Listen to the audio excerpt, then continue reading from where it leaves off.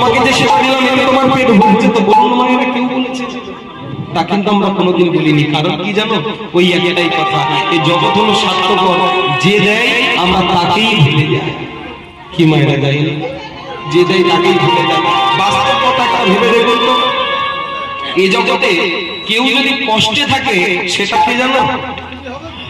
আমার বাবা। আবার যদি কেউ সুখে থাকে সেটা কে জানো? সেটা হলো আমার বাবা। কারণ কি জানো, এই জগতে বাবাদের কষ্টটা আমরা কেউ বুঝি না।